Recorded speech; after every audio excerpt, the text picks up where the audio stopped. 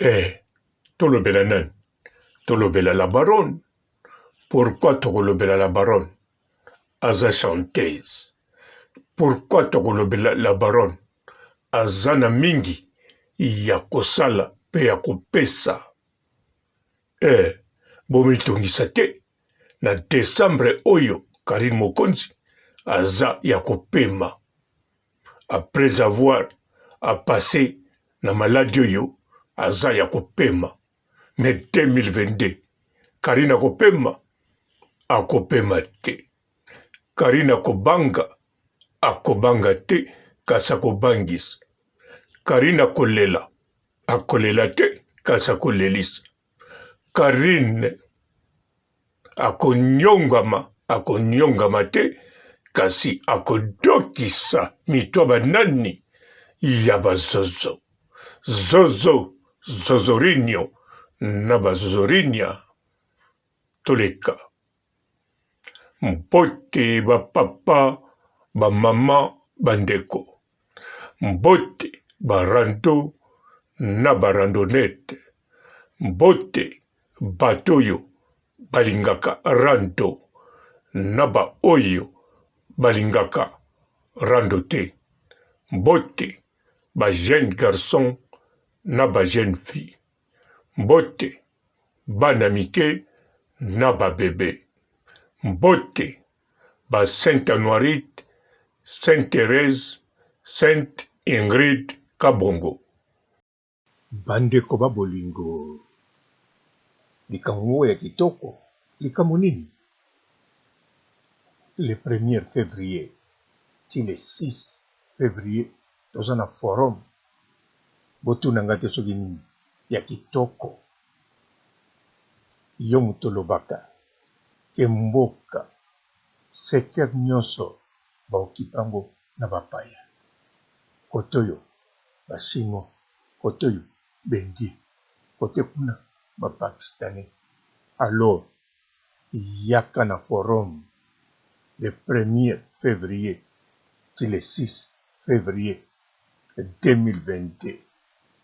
Kuna okoya na compétence na yo, okoya koloba po makambo na yo ekokoma paya nani? Fati Beton. Tala yo ozoloba papa robo olie yango longoli maske. Me yo pe yaka na compétence na yo, yaka koloba na forum le 1er ti le 6 yo pokolia. En plus bandeko no tango tokozwa ba secteur wana bakoteka susu lopango te, mais soko yete bapaya bazwa toujours na secteur wana. Bandeko no bakende bwaka ngunda wapi na Kankou popoto ekangami.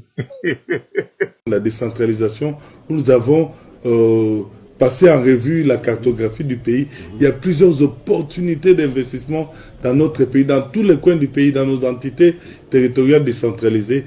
Et à Geneva, nous présenterons cela aux investisseurs éventuels de la diaspora du Congo et des amis du Congo qui seront nombreux à ces grands rendez-vous. Et ces assises seront tenues en quelle période exactement? C'est du 1er au 6 février 2022.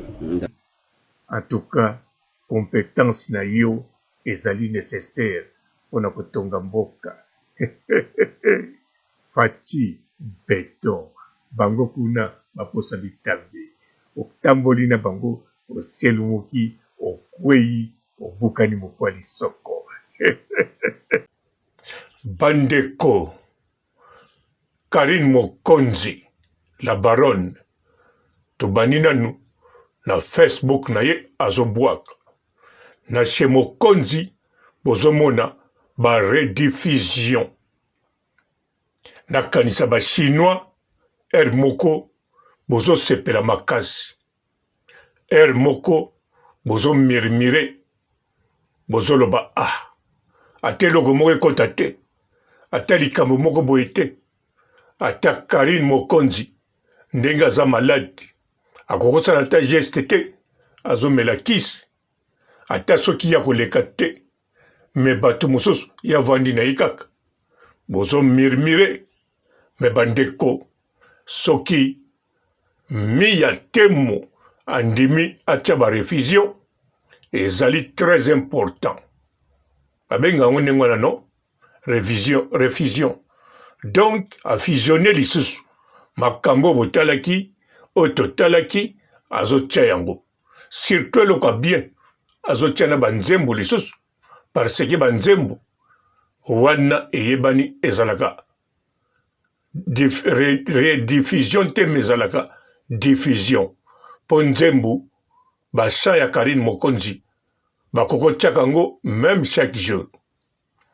Alors bandeko soki toza komona na chez Mokonzi badiffusion ou bien rediffusion ou bien kombo kaka bokobengela bazozongisa bavideo baémission ya kala ezali parce que fo kotalaka oyo ya kala tomona ndenge topase 2001 topase 2020 tolanda ndenge topase na chez Mokonzi po parmi bino bamisusu barata makambo mini ya temo azotia ata misusu eza ya mikolo yo me misusu batalaki yango ntina suka te mpo na bazongela ntango mosusu bazomona fo baluka to loboko kilo yango wana sheri miya temo bon aza sheri na nga te eza kombo na ye bon nabenga kaka miya temo leketu napesi yo mbote leketu mwana alors miya temo ndenge aza wana azali kozongisa parce que mpo na kosala biso plaisir mpo na la chaîne esepela mpo mpe quelque chose ekota na chez Mokonzi parce que chez Mokonzi esalama mpo na nyonso me Karine Mokonzi décembre nyonso azali ya kopema parce que 2021 boyebi fale abimisa album musical na ye boyebi azali la chanteuse de la diaspora Karine Mokonzi aza neti Maître Gims me ye nde ayendaki mokolo fotolo bango ye azali chanteuse de la diaspora adulte Maître Gims bayali chanteur de la diaspora bébé po ya na une année ou bien 2 ans pour vous comprendre. Alors Karine Mokonzi a démarré carrière boyebi ndenge eza yango wana album wana eza toujours en marche en cours. Karine Mokonzi nyonso oyo asalaka eza toujours en cours akosala yango bobanga te soki bomoni Anse Luzolo mikolo oyo apasaka bagag na mwana na mwasi parce que ayebi ke bazoprepare quelque chose na Karine Mokonzi à part wana basurprise ezangaka te bon na bazozo basurprise ezalaka kutu te inti toloba ezangaka te mais na Karine Mokonzi toujours asurprendaka biso tozwaka basurprise chaque mois Karine Mokonzi banda bima aza toujours muta basurprise voire même banda botama azali muta basurprise asurprendaka batu ngate muna lobiango na ba ex ami d'enfance bayebi tango baza koloba bien Karine soki balobi banda bomwana bazalaka toujours étonné surpris yango wana 2022 la Chine bozalaka fier boza ba chinois ya Karine Mokonzi bobetaka tolo mokongo makolo na mutu pe bogangaka en haute voix boza ba chinois ya Karine Mokonzi la baronne mama YouTube bolingaka pe air moko to air mingi bosukisaka kombo na ye complet Karine Mokonzi la baronne. Na yebi tango esukaka na la baronne soki bozo solo lango par exemple na balabala ou bien na kata magasin au lobby otalaki lobi Karine Mokonzi la baronne. Surtout ce bozo na boutique chic na mokolo boutique akotala bino parce que ayoki kombo ya la baronne. Po bango ba mesala koyamba ba baronne en privé aokanisa botimbelaki ye ke akoyamba baronne akotala bino mais bo mesana fo botanga kango po Karine Mokonzi réellement azali la baronne. Bandeko aza baronne po bapesa ye kombo na oyo azala na ye elongo na kanisa boyebi ye musicien na biso. Soki apesa ye kombo ya la baronne ayebi tina. Mais soki pe tolandi na ndenge ya descendant Karine aza penza baronne. Po ba baron bazali batu moko ba descendant ya batu moko ya très important. Ya famille royale, ya empire, ya makambo boy. Alors azali descendant ya Tchombe. Donc réellement Karine Mokonzi azali baronne. Aza mutu pamba te, aza baronne. Bien sûr topesaka ye importance mingi ou bien tolobelaka mingi po azali mwana ya général Mokonzi, mais soko tali nzete bisika ya uta likolo tina se aza penza baronne. Mais bon, tozala mingi wana te. Tozala mingi na oyo Karine aprometaki biso akosala pe totya na mutu na biso eloko nini ekosenga pote Karine Mokonzi a réalisé biloko wana. Est-ce que tokovandela kaka maki to ba oyo ba yebi koyemba ba oyo bazali ba parolier si ba preparaki biloko pona kopesa na Karine. Ba chinois, la Chine, bobosana te parolier aza nécessaire na musicien nyonso ya mokili. Même le grand mopao akomaka banzembo na ye presque ye moko, mais soki balobi na ye parolier moko atelami na porte ayeli yo nzembo. En tout cas, le grand mopao akozala na posa ya parolier wana. Seko Karine Mokonzi ayebi parolier baza bato nécessaire azana bango pe posa. Bino pe ba parolier bozawana. Bomi tungisa te soki bokosala musique na rythme nini, na mungongo nini, boko komelango na biki nini, yo lokolo za parolier lukakaka. Nzembo na yo ekoma na maboko ya Karine Mokonzi. Oye tika Karine Mokonzi na équipe na ye makambo ekende ndenge esengeli. Bobosa na pete Karine Mokonzi aloba azana de manager. Manager moko eza deja eka. Kako bomonaka o azali copain na ye. Azali manager oya ye. Azana producteur aloba Gauthier Mascotte. Alors Gauthier Mascotte bisigaza na kanisa kombo na ye lokole lobama kibongo ayebi bien akolinga équipe échouée. A produira déjà bato belé ayebi ndenga ko produire Karine Mokonzi.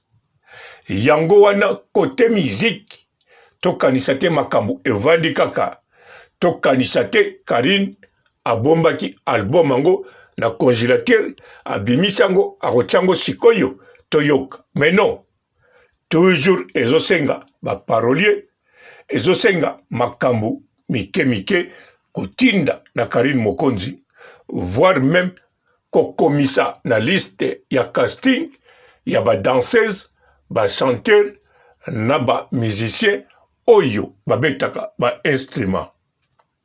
Pona gag ba comédie tomonaka Karine Mokonzi azali na Mike la Duchesse, azali na Hans Lozolo. Meto kanisa te esuki wana.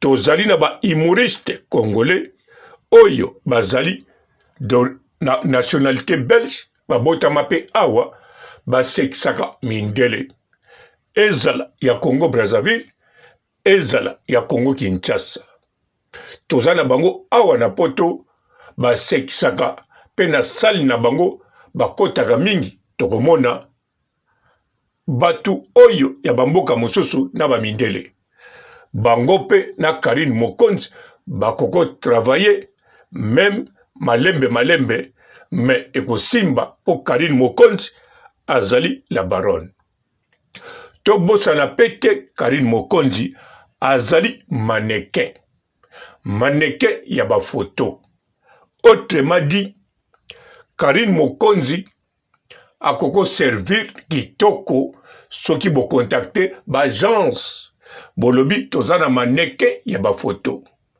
Karine Mokonzi soki bacheye na ba voiture kobima sika bakangie photo en tout cas surtout ba voiture oyo ba mikonzi to batu mwindo balingaka mingi même ba latine en tout cas ba voiture wana ekoteka mamingi kaka na image ya Karine Mokonzi na photo yope oyebani na bato oyo basalaka ba promotion ya koteka bandako na kati Afrique neti donc général Makoso aza commissionnaire bukoki kotia pe circuit bolobi Karine Mokonzi obosolola na ye aza pe mannequin ya photo yebisa ba promoteur bato botekelaka ba vila minene po marché eya susu makasi tina étranger baya kosomba bato ebele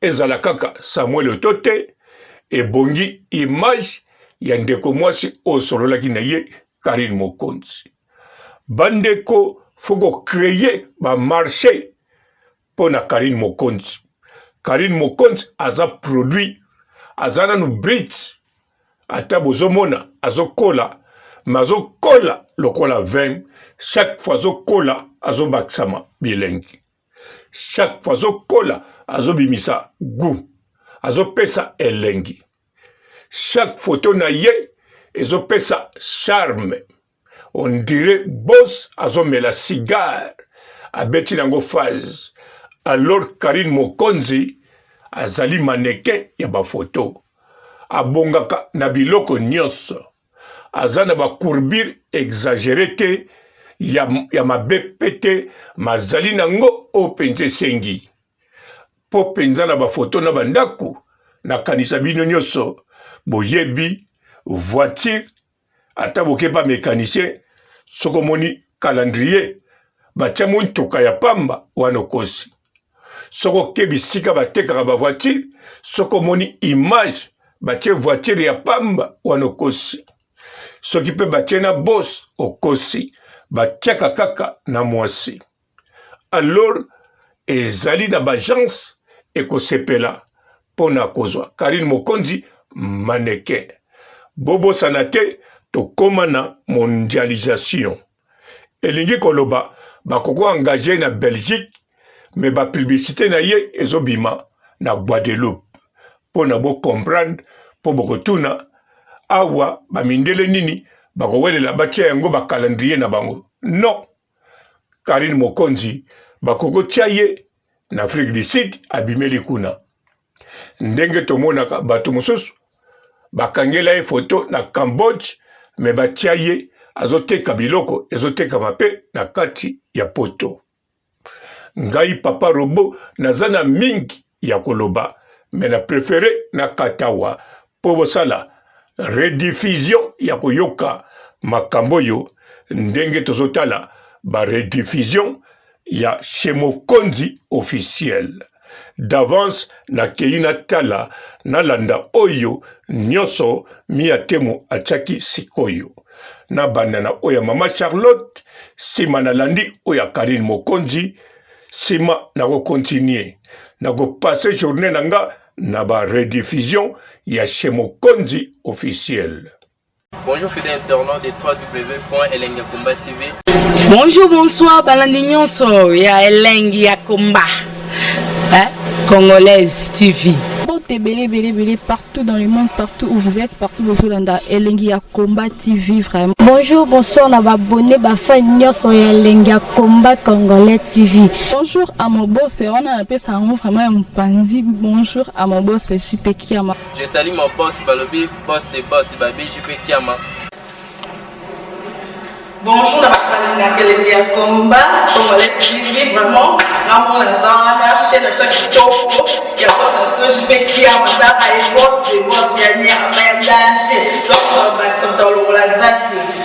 Ya boss na biso JP Kiama, nzambe na ngai. Ba boss bazali, ba boss bazali.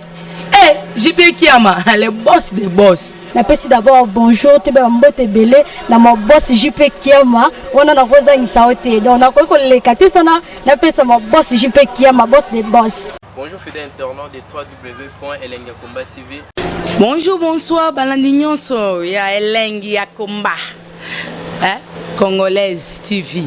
Belé, partout dans le monde, partout où vous êtes, partout où vous êtes, Elengi Combat TV, vraiment. Bonjour, bonsoir, on va abonné, Elengi Combat Congolais TV. Bonjour à mon boss, on a appelé ça vraiment un pandi. Bonjour à mon boss, JP Kiama. Je salue mon boss Balobi, boss des boss Babi, JP Kiama.